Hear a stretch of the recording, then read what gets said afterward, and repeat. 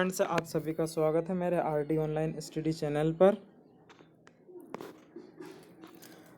आज हम इस वीडियो के माध्यम से बात करेंगे जियोग्राफी में बेसिकली इंडियन जियोग्राफी में। यह मेरा पहला वीडियो लेक्चर है इंडियन जियोग्राफी पर। पार्ट 1 इंडियन जियोग्राफी पार्ट 1 के नाम से यूट्यूब पर पब्लिश होगा। Indian geography. भारत का नामकरण। भारत का नाम कैसे भारत पड़ा और कौन कौन से अन्य नाम थे, इसका पूरा इतिहास हम देखते हैं। भारत का नामकरण। भारत एक महान देश है। यहाँ की सभ्यता एवं संस्कृति उतनी ही पुरानी है जितना कि मानव की उत्पत्ति। भारत की विशालता के आधार पर इसे उपमहाद्वीप की संज्ञा भी दी गई है। इसका प्राचीन नाम आर्यवत था। राजा भरत के नाम पर इसका नाम भारतवर्ष पड़ा। वैदिक आर्यों का निवास स्थान सिंधु घाटी में था। पार्थिया यानी कि आधुनिक ईरान के लोगों ने सबसे पहले सिंधु घाटी से भारत में प्रवेश किया। वे लोग सा का उच्चारण हा की तरह करते थे तथा वह सिंधु नदी को हिंदू नदी कहते थे। इस आधार पर इस देश को हिंदुस्तान कहा गया। पार्शियन लोगों के द्वारा आर्य लोगों के द्वारा आर्यवत कहलाया। राजा भरत के नाम पर भारतवर्ष कहलाया। पार्शियन लोगों के द्वारा हिंदुस्तान कहा गया। और जैन पौराणिक कथाओं के अनुसार हिंदू और बौद्ध ग्रंथों में भारत हेतु जम्बूद्वीप शब्द का प्रयोग किया गया। जम्बूद्वीप नाम किसके द्वारा? जैन और बौद्ध ग्रंथों के द्वारा। और इंडिया यूनानियों द्वारा। भारत के लिए प्रयुक्त इंडिया शब्द की उत्पत्ति ग्रीक भाषा के इंडस शब्द से हुई है। यूनानियों ने सिंधु को इंडस मतलब इंडस तथा इस देश को इंडिया कहा। जेम्स अलेक्जेंडर ने अपने विवरण में हिंदू का हा हटाकर देश को इंदु नाम से संबोधित किया। बाद में परिवर्तित होकर यह इंडिया हो गया। भारत के संविधान के अनुच्छेद 1 अर्थात इंडिया अनुच्छेद 1 में भारत अर्थात इंडिया राज्यों का संघ होगा। हिंदुस्तान शब्द का सर्वप्रथम उल्लेख 262 ईस्वी में सासा यानी अभिलेख में मिलता है। नोट: क्वेश्चन ये भी बन सकता है कि भारत का सर्वप्रथम हिंदुस्तान शब्द कहाँ पर मिला? कौन से ग्रंथ में मिला? सासायनी में। सर्वप्रथम उल्लेख 262 ई के सासायनी अभिलेख में मिला। भारतीय संविधान के आर्टिकल 1 भारत इंडिया राज्य का संघ होगा। अब इसके बाद में अगला है भारत की स्थिति या विस्तार। अब भारत वर्ल्ड में कहाँ पर है? पृथ्वी पर कहाँ पर है? इसकी क्या स्थिति है? भौगोलिक स्थिति, इसके बारे में हम देखेंगे। भारत की भौगोलिक स्थिति पृथ्वी के उत्तर पूर्वी गोलार्ध में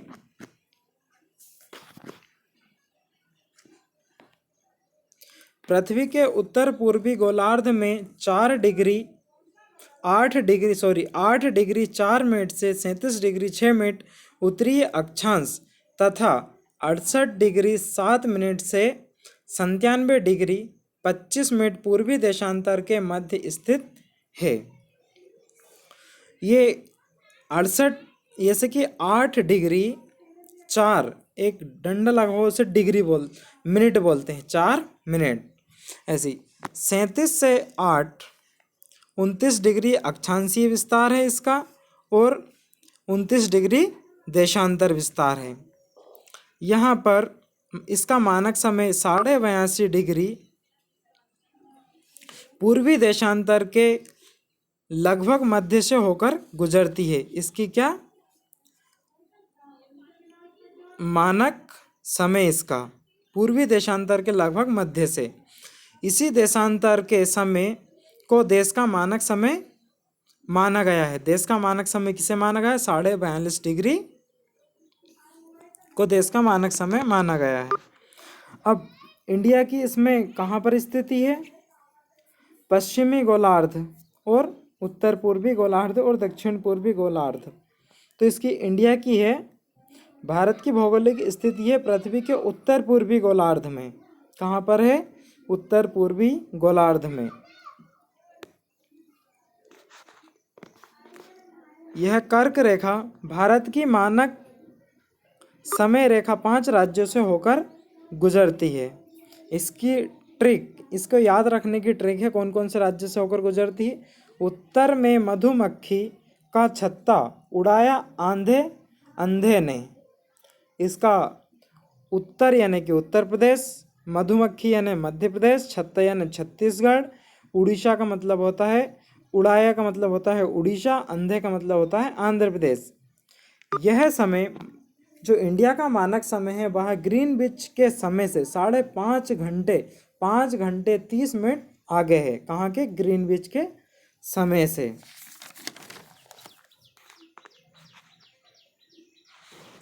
कर्क रेखा, इसके बाद में कर्क रेखा आती है।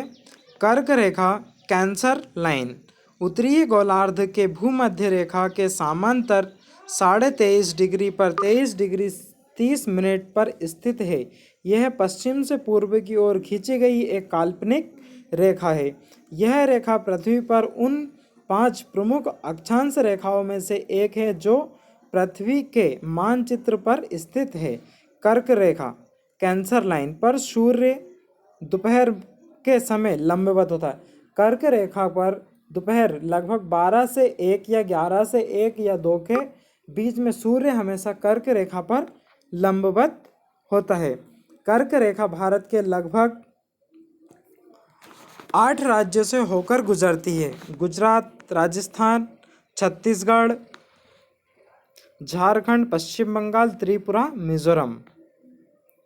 इसे याद करने की ट्रिक है, कर्क रेखा कौन कौन से राज्य से निकलती है, उसकी ट्रिक है याद रखने की। मित्र पर गमछा झार, मी फॉर मिजोरम, त्रा फॉर त्रिपुरा, प for Paschim Bengal, R for Rajasthan, गा फॉर गुजरात, म फॉर मध्य प्रदेश और छ फॉर छत्तीसगढ़, झार मतलब झारखंड। पूरे भारत का लगभग अधिकांश क्षेत्र मानसूनी जलवायु वाले क्षेत्र के अंतर्गत आता है, लेकिन कर्क रेखा इसे उष्णकटिबंधीय तथा उपोष्णकटिबंधीय में बांटती है। भारतीय भूभाग्य की लंबाई पश्चिम से पूर्व की ओर ये कर्क रेखा निकलती है। गुजरात, राजस्थान, मध्य प्रदेश, छत्तीसगढ़, झारखंड, पश्चिम बंगाल, त्रिपुरा, मिजोरम 8 राज्य से होकर निकलती है।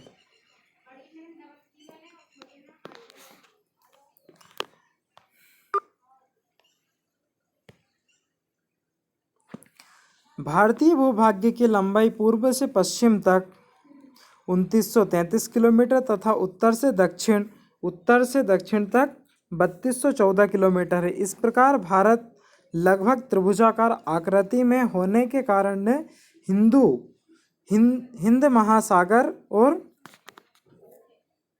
महासागर को 2 शाखाओं अरब सागर तथा बंगाल की खाड़ी में विभाजित करता है।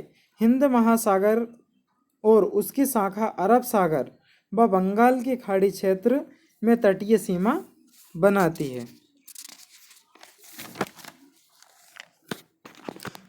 भारत की स्थलीय सीमा लगभग 15,200 किलोमीटर तथा मुख्य भूमि की तटीय सीमा की लंबाई 6,100 किलोमीटर है। मतलब जो स्थलीय सीमा भारत की अन्य देशों से बनती है वो 15,200 किलोमीटर है और मुख्य भूमि मतलब समुद्रीय सीमा इसकी 6,100 किलोमीटर है। 6100 किलोमीटर इसकी तटीय सीमा है। द्वीपों समेत भारत की कुल तटीय सीमा 7,015.5 किलोमीटर है। द्वीपों सहित जैसे अंडमान निकोबार, लक्षद्वीप, इन सभी को मिलाकर 7,515 किलोमीटर इसकी सीमा रेखा है। इसी प्रकार भारत की कुल सीमा 22,715.5 किलोमीटर है। गुजरात की तटीय सीमा, गुजरात की जो तटीय सीमा है जो यह सर्वाधिक है क्योंकि यहाँ पर ग्रीक है, यहाँ पर कटा फटा हो इसलिए यह ग्रीक है। भारत की स्थलीय सीमा की लंबाई 15,200 किलोमीटर तथा मुख्य भारत का दक्षिणतम बिंदु क्या है? इंदिरा पॉइंट। दक्षिणतम बिंदु इंदिरा पॉइंट जो ग्रेट निकोबार द्वीप में 6 डिग्री 45 मिनट उत्तरी अक्षांश पर स्थित है। पहले इसका नाम क्या क्या था? पिगमेलियन पॉइंट था। यह भूमध्य रेखा से 876 किलोमीटर दूर है। भूमध्य रेखा किसे कहते हैं? विषुवत रेखा को भूमध्य रेखा कहा जाता है, जो 0 डिग्री लाइन होती है, जहाँ से इसकी दूरी है 876 किलोमीटर। 2004 में हिंद महासागर क्षेत्र में भूकंप से उत्पन्न हुई सुनामी के कारण इंदिरा पॉइंट का बड़ा भाग समुद्र में डूब गया था। भारत के सबसे उत्तरी बिंदु मतलब उत्तर की नॉर्थ में जो सबसे शीर्ष पर बिंदु है वह है इंदिरा कोल, जो जम्मू कश्मीर में है, वह अधिकतर कश्मीर में पीओके पे। भारत का अक्षांशीय विस्तार विषुवत वृत्त से उत्तरी ध्रुव की कोणात्मक दूरी का 1/3 भाग है। मिनीकॉल व लक्षद्वीप के मध्य 9 डिग्री चैनल तथा मालदीव व मिनीकॉल के बीच 8 डिग्री चैनल गुजरती है। लिटिल अंडमान और निकोबार के बीच 10 डिग्री चैनल गुजरती है। लिटिल अंडमान और निकोबार के बीच में कितने डिग्री चैनल गुजरती है? 10 डिग्री चैनल गुजरती है। इंदिरा पॉइंट और इंडोनेशिया के बीच ग्रेट भारत का भौगोलिक क्षेत्र 32,87,263 वर्ग किलोमीटर है, जो विश्व के कुल क्षेत्रफल का 2.43% है। भारत का भौगोलिक क्षेत्र कितना है? 32,87,263 वर्ग किलोमीटर, जो विश्व के कितने परसेंट मतलब पूरी विश्व की भूमि में भारत की भूमि का हिस्सा कितने परसेंट में है? 2.43%। क्षेत्रफल के दृष्टिकोण से भारत का रूस, कनाडा, चीन, संयुक्त राज्य अमेरिका, ब्राज़ील, ऑस्ट्रेलिया के बाद में 7वां नंबर है। सबसे बड़ा है रूस, उससे छोटा है कनाडा, उससे छोटा है चीन, उससे छोटा है अमेरिका USA, उससे छोटा है ब्राज़ील, उससे छोटा है ऑस्ट्रेलिया, उसके बाद में है 7वें नंबर पे भारत। भारत विश्व में कितने बड़े देशों में कितने नंबर पे आता है? 7वें नंबर पे।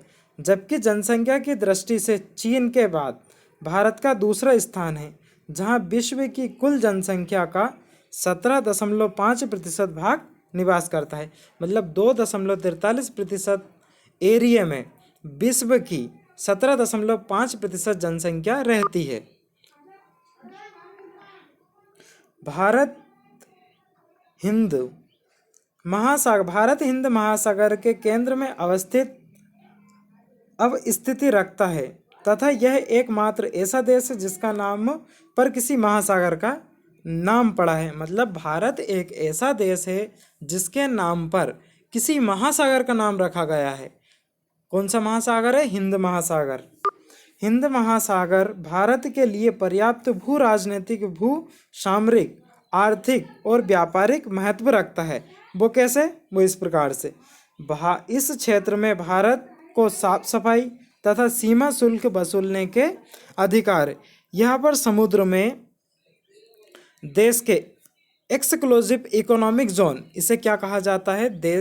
एक्सक्लूसिव इकोनॉमिक जोन आधार रेखा से 200 नॉटिकल माइल्स मतलब 200 समुद्री मील तक, जिसमें भारत को वैज्ञानिक अनुसंधान व नए द्वीपों के निर्माण करने का तथा प्राकृतिक संसाधनों का विदोहन करने की छूट मिली है।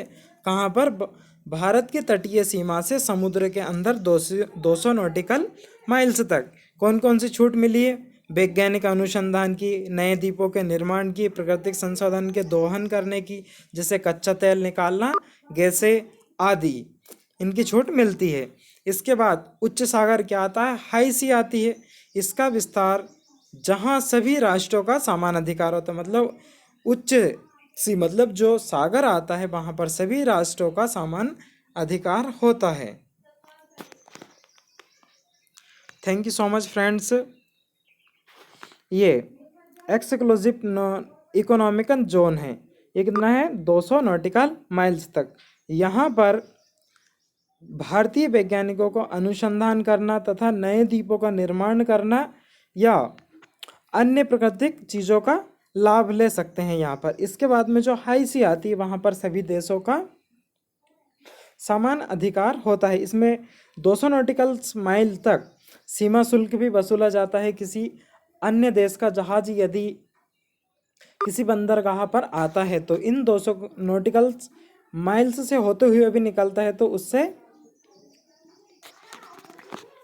चार्ज लिया जाता है। Thank you so much friends. में नेक्स्ट पार्ट में इससे आगे की बात करेंगे हम। Thank you so much.